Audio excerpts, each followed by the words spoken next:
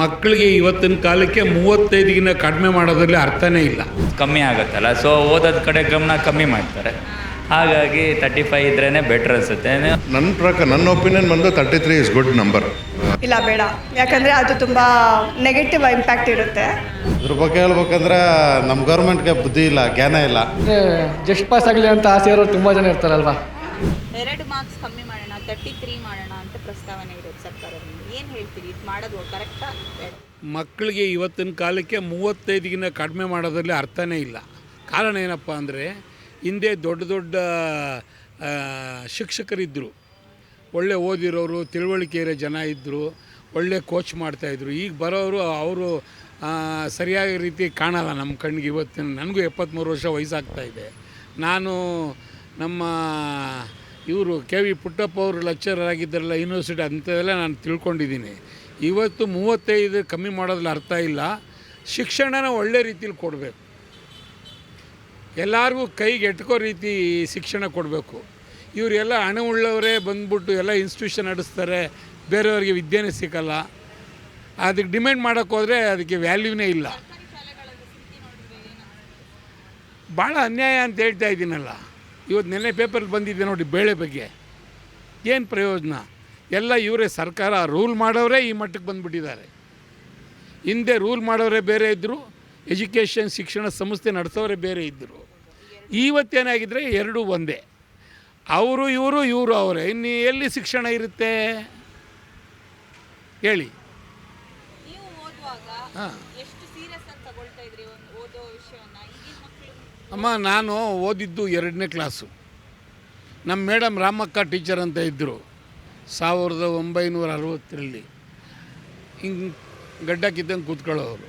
ಅವರೇ ಮೇಲೂ ಅನ್ಸುತ್ತೆ ಇವತ್ತಿನ ಲೆಕ್ಚರಿಗೆ ಹೋಲಿಕೆ ಮಾಡಿದ್ರೆ. ನಮ್ಮ ಶಿಕ್ಷಣ, ನಾನು ಏನಿಲ್ಲ 18 ಇಯರ್ಸ್ ಆದಮೇಲೆ ನಾನು SSLC ಪ್ರೈವೇಟಲ್ಲಿ SSLC ಕಟ್ಟಿದ್ದೀನಿ. ನನ್ನ ನಾಲೆಡ್ಜೆಲ್ಲ ಪ್ರೈವೇಟ್ ನಾಲೆಡ್ಜು, ಪುಸ್ತಕ ಓದಿ ನಾವು ನಾಲೆಡ್ಜ್ ತೊಗೊಂಡಿರೋದು. ಮೇಷ್ಟ್ರ ಹತ್ರ ಪಾಠ ಕೇಳಿಲ್ಲ. ದಿನನಿತ್ಯ ಪತ್ರಿಕೆ ಓದಿದವರು, ಬಹಿರಂಗ ಸಭೆ ಭಾಷಣ ಕೇಳಿದವರು. ಇವಾಗ ಯಾವ ರಾಜಕಾರಣಿಗಳು ಮಾಡಿ ಮೇಲದ ಭಾಷಣ ಮಾಡ್ತಾರೆ? ಅವ್ರಿಗೆ ಗೊತ್ತಿಲ್ಲ ಭಾಷಣ ಮಾಡೋಕ್ಕೆ. ಹಾಗೆ ಎಲ್ಲ ಹೊಲಸಾಗ್ಬಿಟ್ಟಿದೆ ಅಮ್ಮ. ಒಬ್ಬೊಬ್ರು ಬಂದು ಒಂದೊಂಥರ ಅನಾಗರಿಕತೆಯಿಂದ ನಡ್ಕೋತಾರೆ ಮಿನಿಸ್ಟ್ರುಗಳು. ಇವಾಗ ಕೊಟ್ಟಿದ್ದಾರೆ ಮಧು ಬಂಗಾರಪ್ಪ, ಅವ್ನಿಗೆ ಏನು ಸಮರ್ಥ್ಯ ಇದೆ ಅಲ್ಲ? ಯುವಕ ವಿದ್ಯಾಭ್ಯಾಸದ ಬಗ್ಗೆ ಸಾಮರ್ಥ್ಯನೇ ಇಲ್ಲ ನಂಗೆ ತಿಳಿದ ಮಟ್ಟಿಗೆ.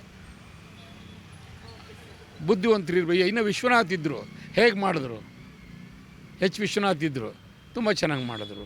ಮಲ್ಲಿಕಾರ್ಜುನ ಸ್ವಾಮಿ ಇದ್ದರು ಹಿಂದೆ, ಅವರೇ ಚೆನ್ನಾಗಿ ಮಾಡಿದ್ರು. ಹೌದು, ಮಾಡಬೇಕು ಅಂತ ಯೋಚನೆ ಮಾಡ್ತಾ ಇದ್ದಾರೆ. ಏನು ಹೇಳ್ತೀರಾ, ಮಕ್ಕಳಿಗೆ ಇದು ಒಳ್ಳೇದಾ?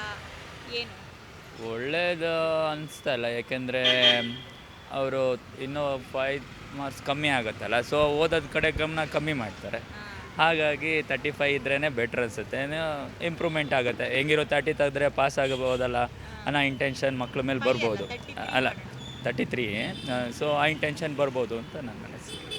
ನೀವು ಓದುವಾಗ ಹೇಗಿತ್ತು? ಈಗಿನ ಎಜುಕೇಷನ್ ಸಿಸ್ಟಮ್ ನೋಡಿದ್ರೆ ಏನು ಅನ್ಸುತ್ತೆ? ಇಲ್ಲ, ನಾವು ಓದ್ಬೇಕಾರಲ್ಲ ಇಲ್ಲಿ ಏನೇ ಮೊಬೈಲ್ಸ್ ಮೀಡಿಯಾಸು ಯಾವುದೂ ಇರಲಿಲ್ಲ. ಜಸ್ಟ್ ಬುಕ್ಕು ಅದೇ ಇತ್ತು. ಸ್ವಲ್ಪ ಇವಾಗ ಸ್ವಲ್ಪ ಈಸಿ ಇದೆ. ನಾವು ಓದ್ಬೇಕಾರೆಲ್ಲ ತುಂಬ ಕಷ್ಟ ಇತ್ತು. ಓಲ್ ಬುಕ್ ಒಂದೇ ಸಲ ಬರೀಬೇಕಾಗಿತ್ತು. ಕ್ವಶ್ಚನ್ ಪೇಪರಲ್ಲೇ easy, difficult, full so choice ಕೊಡ್ತಾರೆ ಇವಾಗ. ಮುಂಚೆ ಎಲ್ಲ ಚಾಯ್ಸ್ ಇರಲಿಲ್ಲ, ನಾವು ಓನಾಗೆ ಜಡ್ಜ್ ಮಾಡೇ ಬರೀಬೇಕಾಗಿತ್ತು. ಸೊ ಇವಾಗೆಲ್ಲ ಚಾಯ್ಸ್ ಇರೋದ್ರಿಂದ ಲೇಟಲ್ಲಿ ಈಸಿ ಆಗುತ್ತೆ ಮಕ್ಕಳಿಗೆ. ಅದರಲ್ಲೂ 33 ಮಾಡಿದ್ರೆ ಮಕ್ಕಳ ಕತೆ ಏನು? ಹೌದು, ಅದರಿಂದ 35 ಇದ್ದರೆ ಬೆಟರ್ ಅನ್ಸುತ್ತೆ. ಸ್ವಲ್ಪ ಹಾರ್ಡ್ ವರ್ಕ್ ಇನ್ನೂ ಜಾಸ್ತಿ ಮಾಡ್ತಾರೆ. ಹೌದು, ಇದ್ದಾರೆ. ಏನು ಓದ್ತಾ ಇದ್ದಾರೆ? ಸೆಕೆಂಡ್ PUC ಮಗಳು, 10th ಸ್ಟ್ಯಾಂಡರ್ಡ್ಗೆ ಮಗ ಬರ್ತಾರೆ. 10th. ಹೌದು, 33 ಮಾಡ್ತಾರಂತೆ. ಖುಷಿನಾ? ಖುಷಿ ಏನಿಲ್ಲ ಮೇಡಮ್, ಅವ್ನು ಚೆನ್ನಾಗಿ ಓದ್ತಾನೆ. ಹಾಂ, ಓದ್ತಾ ಇದ್ದಾನೆ, 4th ಸ್ಟ್ಯಾಂಡರ್ಡ್ ಅವನು. ಬಟ್ ನನ್ನ ಒಪಿನಿಯನ್ ಬಂದು 33 ಇಸ್ ಗುಡ್ ನಂಬರ್. ಕರೆಸಿ ಎಲ್ಲರೂ ನಮ್ಮ ಇಂಡಿಯನ್ ಎಜುಕೇಷನ್ ಸಿಸ್ಟಮೇ ಒಂದೇ ಥರ ಇದೆ. ಏನೋ ಎಲ್ಲರೂ ಬೇರೆ ಬೇರೆ ಥರ ಒಂದೇ ಥರ ನೋಡ್ತಾರೆ. ಒಬ್ಬರಿಗೆ ಈಜಕ್ಕೆ ಬರುತ್ತೆ ಅಂದರೆ ಅವ್ರು ಈಜಕ್ಕೆ ಬಿಡಬೇಕು, ಒಬ್ರಿಗೆ ಆಟ ಆಡೋಕ್ಕೆ ಬರುತ್ತೆ ಅಂದರೆ ಆಟ ಆಡೋಕ್ಕೆ ಬಿಡಬೇಕು. ಅದು ಯಾವುದೂ ಇಲ್ಲ ನಮ್ಮ ಇಂಡಿಯನ್ ಸಿಸ್ಟಮಲ್ಲಿ. ಬಟ್ 33 ಮಾಡೋದು ಒಳ್ಳೆಯದೇ. ಬೇಕಾದ್ರೆ ಸ್ಟೂಡೆಂಟ್ಸ್ ರನ್ ರೇಟ್ ನೋಡಿದ್ರೆ ಈಗ ಫೇಲ್ ಆಗೋರು ಜನ ಜಾಸ್ತಿ ಇದ್ದಾರೆ. ಅಂದರೆ ನಮ್ಮ ಎಜುಕೇಷನ್ ಸಿಸ್ಟಮಲ್ಲಿ ಖಂಡಿತ ಮಾರ್ಕ್ಸ್ ಕಡಿಮೆ ಮಾಡಲೇಬೇಕಂತ. ಆವ್ರೇಜ್ ನಂಬರ್ ಏನು ಅಂತ ನೋಡಿನೇ ಡಿಸಿಷನ್ ತೊಗೊಂಡಿರಬೇಕು. ಮೋಸ್ಟ್ಲಿ 33 ಮಾಡೋದು ಇನ್ನೂ ಒಳ್ಳೆಯದೇ. ನನ್ನ ಒಪಿನಿಯನ್ ಅದೇ. ನಾನು ಓದ್ಬೇಕಾದ್ರೆ 35 ಇತ್ತು, ಬಟ್ ಅದೇ ನಮಗೆ ಕಷ್ಟ ಆಯಿತು. ನಾನು ಆ್ಯಾವ್ರೇಜ್ ಸ್ಟೂಡೆಂಟೇ. 35 was difficult. It was not as easy as we think. ಆದರೆ ಕ್ವಶನ್ ಪೇಪರಲ್ಲಿ ಈಸಿ ಕ್ವಶನ್ ಕೊಟ್ಟಿರ್ತಾರಲ್ಲ. ಓದ್ದವ್ರಿಗೆ ಈಸಿ. ನೀವು ಈಸಿ ಅನ್ನೋ ಮಾತು ಯಾವಾಗ ಬರುತ್ತೆ ಹೇಳಿ, ಓದ್ದಾಗಲೇ ಅದು ಈಸಿ ಆಗೋದು, ಇಲ್ಲಾಂದರೆ ಅದು ಈಸಿ ಆಗಲ್ಲ. ಗೊತ್ತಿರೋನಿಗೆ ಓದಿದ್ರೆ ನನಗೆಲ್ಲ ಈಸಿನೇ. ಸೊ ಅವಾಗ 99 ಈಸಿನೇ, 33 ಈಸಿನೇ, ನನಗೆ ಯಾವುದೂ ದೊಡ್ಡೊಂದು ಅನಿಸಲ್ಲ. ಸೊ ನಾವು ಈ 33 ಅನ್ನೋದು ಯಾಕೆ ತರ್ತಾರೆ ಅಂದರೆ ಆವ್ರೇಜ್ ಸ್ಟೂಡೆಂಟ್ಸು ಮೆಮೊರಿ ಪವರ್ ಕಡಿಮೆ ಇರುತ್ತೆ ಕೆಲವ್ರಿಗೆ, ಇಲ್ಲ ಓದೋಕ್ಕೆ ಟೈಮ್ ಇಲ್ಲ ಅಂತಲ್ಲ, ಬೇಸಿಕಲಿ ಮೆಮೊರಿ ಪವರೇ ಅದೊಂದೇ ಇಶ್ಯೂ. ಸೊ ಅದು ಓದಿರೋದೆಲ್ಲ ಬಂದುಬಿಟ್ರೆ 33 ಅನ್ನೋದೇನು ದೊಡ್ಡ ವಿಷಯ ಇಲ್ಲ. ಇಲ್ಲ ಬೇಡ, ಯಾಕಂದರೆ ಅದು ತುಂಬ ನೆಗೆಟಿವ್ ಇಂಪ್ಯಾಕ್ಟ್ ಇರುತ್ತೆ. ಅದಕ್ಕೆ ಅದು ಮಾಡಿದ್ರೆ ಅವರ ಎಫರ್ಟ್ ಎಲ್ಲ ಕಮ್ಮಿ ಆಗಿಬಿಡುತ್ತೆ. ಸ್ವಲ್ಪ ಸ್ಟ್ಯಾಂಡರ್ಡ್ಸ್ ಇರಲಿ ಮೇಂಟೈನ್ ಮಾಡೋದು. ಓಕೆ, ನಿಮ್ಮ ಮಕ್ಕಳು ಏನು ಓದ್ತಾ ಇರೋದು? ನನ್ನ ಮಗು UKG ಓದ್ತಾ ಇದ್ದಾಳೆ.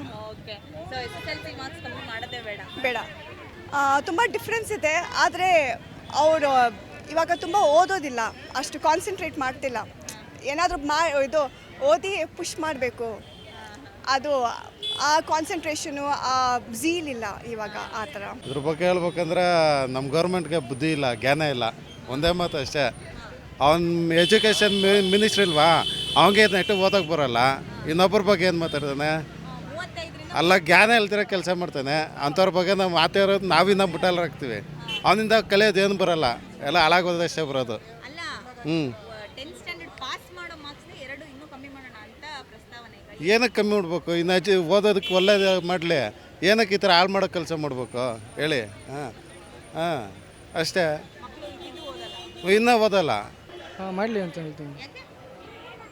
ಅಂದರೆ ಜಸ್ಟ್ ಪಾಸ್ ಆಗಲಿ ಅಂತ ಆಸೆ ಇರೋರು ತುಂಬ ಜನ ಇರ್ತಾರಲ್ವಾ. ಆದ್ರೂ ಮಕ್ಕಳು ಓದೋದನ್ನು ಸೀರಿಯಸ್ ಆಗಿ ತಗೊಳ್ಳಲ್ಲ. ಅವ್ರಿಗೆ ಬೇರೆ ಥರ ಟ್ಯಾಲೆಂಟ್ ಇರ್ತಲ್ವ ಮೇಡಮ್. ಓದೋದು ಒಂದೇ ಜೀವನ ಆಗ್ಬಿಟ್ರೆ ಎಲ್ಲರೂ ಓದ್ಕೊಂಡು ಇದ್ಬೇಕಾಗುತ್ತೆ ಅಷ್ಟೇ.